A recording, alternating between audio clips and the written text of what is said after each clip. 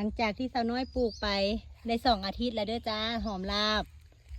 บัดนี้สาวน้อยสิมาหาเด็ดยอดเพิ่นออกเพราะว่าเพิ่นก็เริ่มแตกกอใหญ่จากมือที่สาวน้อยปลูกแล้วเนาะสาวน้อยสิมาเด็ดยอดเพิ่นออกเด้อบัดนี้ให้เพิ่นแตกกิ่งแตกก้านพอมีคนบอกว่า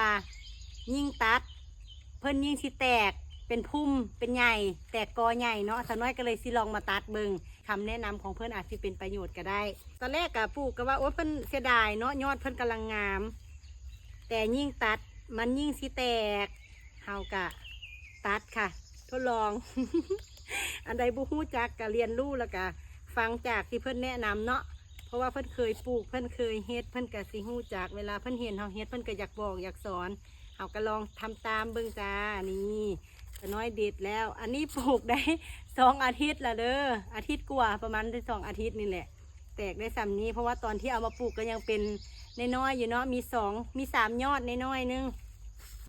แบบนี้เพิ่นก็แตกกอออกมาได้แล้วสาวน้อยก็ลองมาตัดเบิ่งอันนี้เขาสิเอาไปไว้กิน เด็ดยอดมื้อนี้เผื่อมื้อหน้าสิแตกกอใหญ่เผื่อสิได้หลายกว่าเก่าเนาะต้องลองเบิ่งโอเคเดี๋ยวสาวน้อยสิมาอัปเดตให้เบิ่งอีกเด้อว่าหอมลาบสาวน้อยมันสิเต็มกระถางอยู่บ่โอเคสำหรับคลิปนี้ไปละบ๊ายบาย